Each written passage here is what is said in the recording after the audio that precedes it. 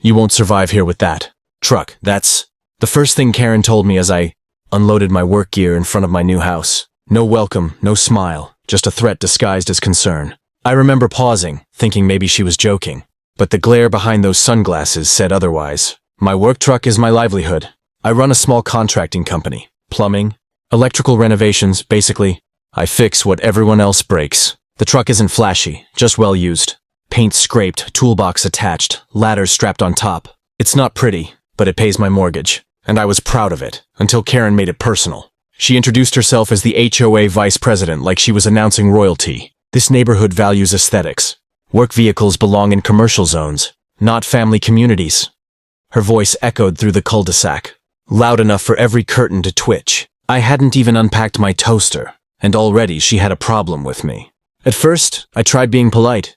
I explained that I didn't have a separate garage or lot for my truck, and parking it at home made the most sense. She didn't care. She handed me a printed rule sheet, highlighted in neon, and circled Section 7B. No commercial vehicles may be parked overnight in visible areas. I asked her who wrote the rule. She smirked. I did. That's when I realized this wasn't about the truck. It was about control. Karen needed someone to boss around, and I had unknowingly volunteered. Within a week, the letters started. Warnings taped to my door, emails filled with urgent violations, and even photos of my truck taken from different angles, like she was gathering evidence for a crime scene. She threatened fines, towing, and possible legal escalation. Neighbors whispered apologies. "We're sorry," they said. "She's always like this." I thought she'd calm down once she realized I wasn't causing trouble. But Karen escalated. She called my workplace pretending to be an unhappy customer, trying to tank my business. She reported my truck to the city, hoping they'd intervene. She even took pictures of my license plate and posted them in the neighborhood Facebook group, calling me an eyesore. That's when something in me snapped. I didn't move here to be bullied. I didn't build my life from scratch to let someone tear it down. If Karen wanted a power struggle, she just picked the wrong opponent, because she didn't know who I really was or what I owned. So I started digging, quietly, patiently. If Karen wanted a war over a parking space, I'd give her a battlefield she never expected. I researched HOA structure, dug through county property records, and mapped every square foot of community-owned land. And that's when I found it. A game-changing discovery. The discovery came from a dusty PDF buried deep in the county's public records website, an outdated plat map showing that the large parking lot behind the community clubhouse wasn't actually owned by the HOA. It had been overlooked during development, left under a holding company that no longer existed, meaning it was available. I stared at the screen, stunned. Karen spent years policing lawn heights and mailbox colors, but somehow missed a massive piece of land sitting in plain sight. It felt like fate had dropped a gift directly into my lap. I just needed to figure out how to claim it. So I called a real estate lawyer, scheduled a meeting, and brought every document I printed. He raised his eyebrows, impressed. "Most people don't read this stuff," he said. "You may be the first HOA resident in history doing homework for revenge." I half smiled because he wasn't wrong. With his help, we traced ownership, submitted inquiries, and eventually made contact with a liquidation firm that acquired the leftover assets from the developer. To them, the parking lot wasn't sentimental, valuable, or important. It was paperwork they wanted gone, so they offered it to me, for less than the price of my truck. There are moments in life when the universe gives you choices. This wasn't one. This was destiny tapping me on the shoulder and whispering, "Do it."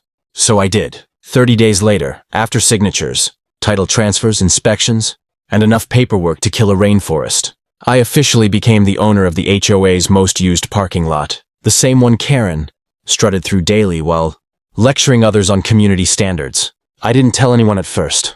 I wanted silence, time to plan, time to savor the irony. Meanwhile, the HOA board held their monthly meeting in the clubhouse, completely unaware they were standing on my newly purchased property. Karen continued sending violation emails, still obsessed with my truck, still confident she held all the power. But that's the thing about people like her. They assume everyone else is beneath them. They never consider that the person they're belittling might be 3 steps ahead, waiting. I parked my truck in that lot one evening, right in the center spot. Karen claimed was reserved for board members. I took a picture, not for social media, not for proof, but for memory, because I knew the shift was coming. Soon, the neighborhood would know too. The funny part? I didn't buy the lot to be petty. I bought it because I was tired of bullies, hiding behind clipboards and bylaws, tired of someone deciding my worth based on vehicle paint scratches. Owning that land wasn't revenge yet. It was preparation. Quiet, strategic, inevitable. Karen had no idea her reign was already ending fast, soon. The reveal happened accidentally. Or at least, that's what Karen believes.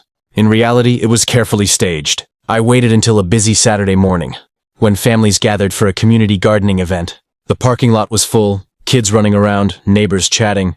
Perfect audience, perfect timing. Karen marched toward me, clearly prepared for another confrontation. "You can't park that thing here," she snapped, pointing dramatically at my truck. "This lot is for residents and approved guests. Only." Her voice was as sharp as ever, slicing through innocent weekend joy. For the first time, I didn't argue. I simply handed her a folded document, neatly printed. Notarized, highlighted just for her. "Actually," I said calmly, "this lot belongs to me now."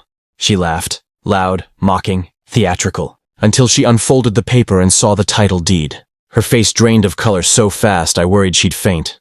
People gathered, curious and eager for drama. Karen stuttered, trying to regain control. "This must be a mistake. The HOA owns this lot. It's always been ours." But behind her, several board members squinted at the document, realizing something terrifying. They had never verified ownership, never checked records, never questioned anything. They simply assumed. I explained politely, loud enough for everyone to hear, that I now controlled usage, maintenance, access, and parking permissions. The HOA had no jurisdiction unless they negotiated. Suddenly, Karen's threats, fines, and emails looked ridiculous. The queen of neighborhood rules had been dethroned without even knowing. A coup happened. The board demanded a private meeting. I agreed, mostly because watching them panic was strangely therapeutic. Inside the clubhouse, they pleaded, insisting the lot was essential for events, guests, and overflow parking. Without it, the neighborhood would face chaos. I listened, nodded, and stayed professional. Then Karen ruined their chances. "This is extortion," she hissed. "Sell it back or we'll sue."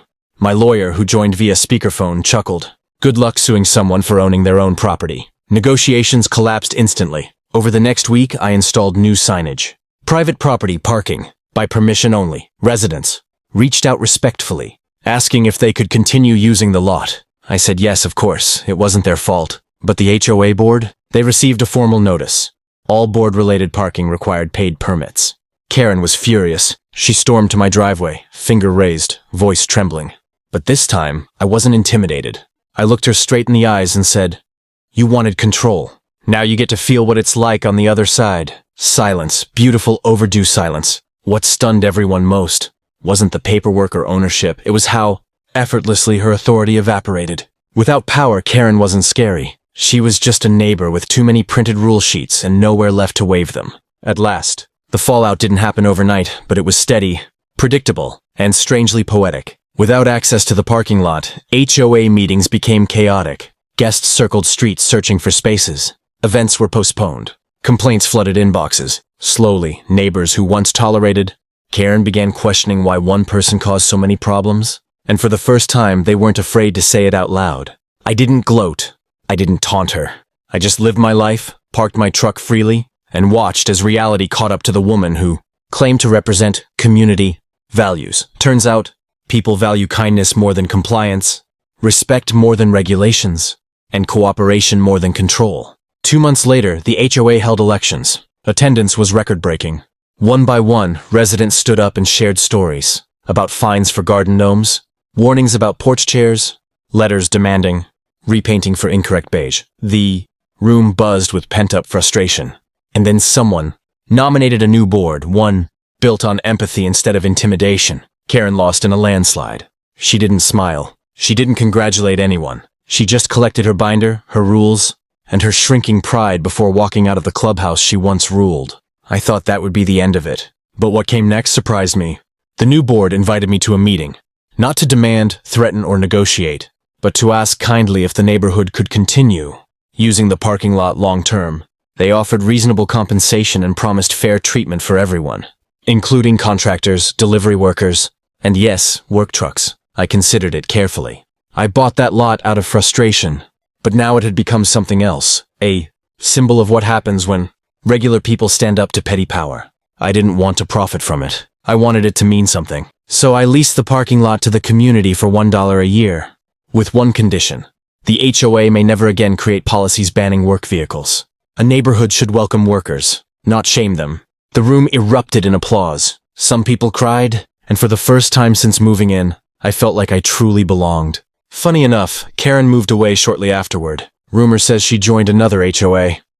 I wish them luck, honestly, they'll need it. As for me, my truck sits proudly in my driveway every night. No warnings, no threats, no neon highlighter notices. Just peace. And the community finally learned what Karen never did. Power isn't taken. It's given, and it can disappear just as quickly. Now time I drive past that parking lot, I smile. Not because I won, but because the neighborhood did. The fear is gone. Replaced with laughter, cookouts, and friendly waves. Turns out one stubborn truck wasn't ruining the community. It was saving it. One parking space at a time. Thanks for sticking with me till the end. If you enjoyed this story, make sure to like, comment your thoughts, and subscribe for more wild HOA and Karen stories. It really helps the channel grow, and I've got plenty more coming.